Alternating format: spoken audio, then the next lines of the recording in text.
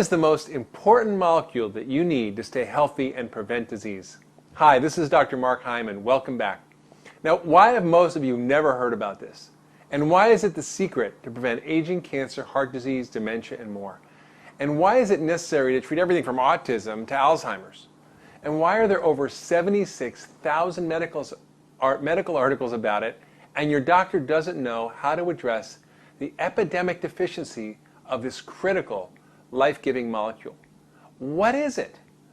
It's the mother of all antioxidants, the master detoxifier, and the maestro of the immune system. It's called glutathione. The good news is your body produces its own glutathione. The bad news is that our poor diet, pollution, toxins, medications, stress, trauma, aging, infections, and radiation all deplete your body's glutathione levels. And this leaves you susceptible to unrestrained cell disintegration from oxidative stress and free radicals, to infections and cancer, and your liver gets overloaded, making it damaged and unable to do its job of detoxification. So, in treating chronically ill patients using functional medicine over the last 10 years, I have found that glutathione deficiency is found in nearly all of my very ill patients. Those who have chronic fatigue, heart disease, cancer, chronic infections, autoimmune diseases, diabetes, autism, Alzheimer's, Parkinson's, arthritis, asthma, kidney problems, liver disease, you name it. If you're very sick, you likely have a glutathione deficiency. Now, at first I thought this was just coincidental when I saw this, but over the years I've come to realize that our ability to produce and maintain a high level of this glutathione molecule in our bodies is critical to recovery from nearly all chronic illness, and to prevent disease, and to maintain optimal health and performance. And so have the authors of the 76,000 medical articles on glutathione. Okay, so what's glutathione? What does it do for us? And how can we get more of it?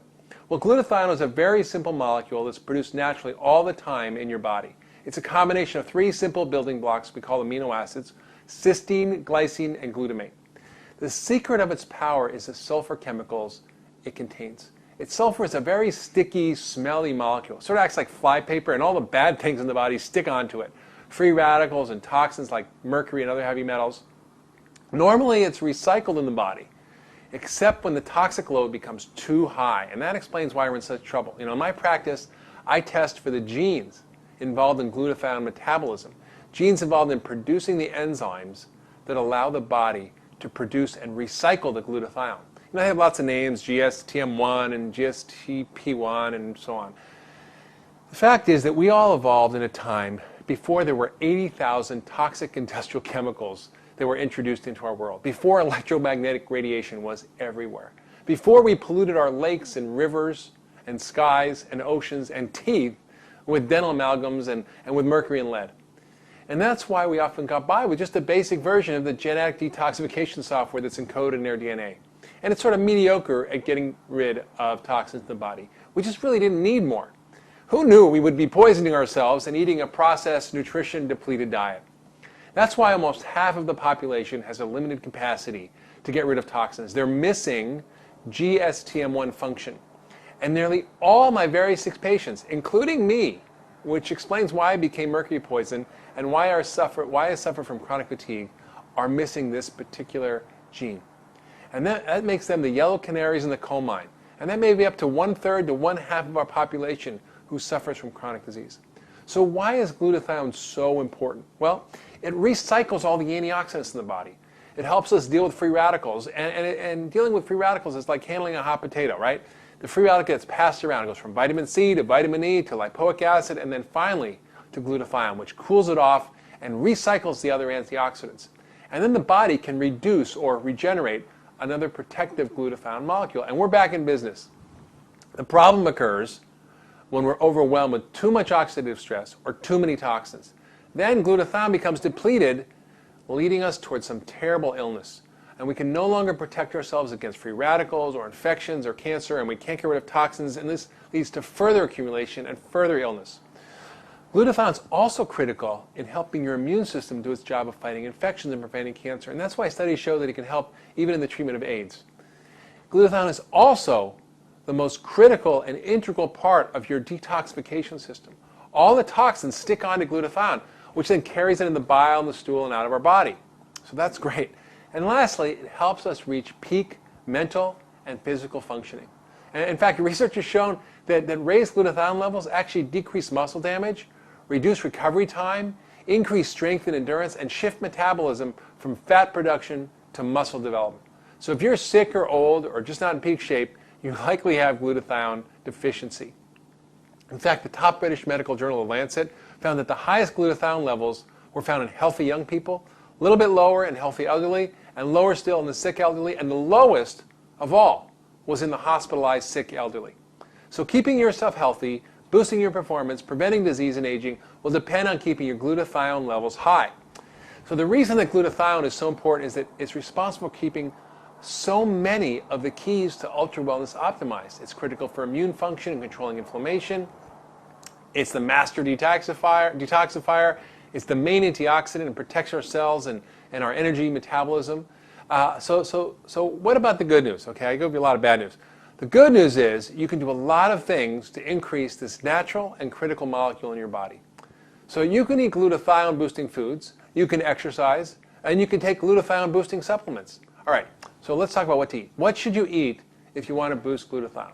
First, I want you to enjoy sulfur-containing foods. And the main ones are garlic and onions and the broccoli family, your cruciferous vegetables. Broccoli, kale, collards, cabbage, cauliflower, watercress, all these great foods that are full of powerful sulfur-containing molecules. Also, you can use bioactive whey protein. Remember Little Miss Muffet and her curds and whey, right? That clear liquid that comes off on the top of yogurt? This is the greatest source of cysteine and amino acid building blocks for glutathione synthesis. And I'm not a big fan of dairy, as you know, but there's an exception with a few warnings. The whey protein must be bioactive. It must be made from non-denatured proteins, which means the denatured protein is a breakdown of normal protein structure. It should be from non-pasteurized and non-industrially produced milk, which makes it free of pesticides, hormones, and antibiotics. There's one called the Immunocal, which is actually prescription bioactive non-denatured whey protein that's even listed in the physician's desk reference. Okay, what about exercise? What type of exercise? Well, exercise is pretty straightforward. So not over-exercise, because that depletes glutathione, but regular exercise boosts your glutathione and helps your immune system and so on. So start slowly, build up to 30 minutes a day of vigorous aerobic exercise like walking or jogging or sports, which I like tennis or basketball. Strength training, 20 minutes 3 times a week is also helpful. And lastly, you can take some glutathione boosting supplements. So it would be easy just to take glutathione as a pill, right? But the body digests the protein and you don't get the benefits. It also requires lots of different nutrients to support the production of glutathione in the body. So the main factors that involved need to be taken consistently to boost glutathione. That means every day I'm going to tell you about. First, besides taking your multivitamin fish oil, supporting my glutathione levels is the most important thing I do every day for my health. So first one I use is something called N-acetylcysteine or NAC or NAC. This has been used for lots of years in medical practice to help treat asthma and lung disease, to treat people with life-threatening liver failure even in the emergency room from Tylenol. But now it's even used to prevent kidney damage from dyes used in a hospital from X-ray studies. So it's got a lot of widespread application.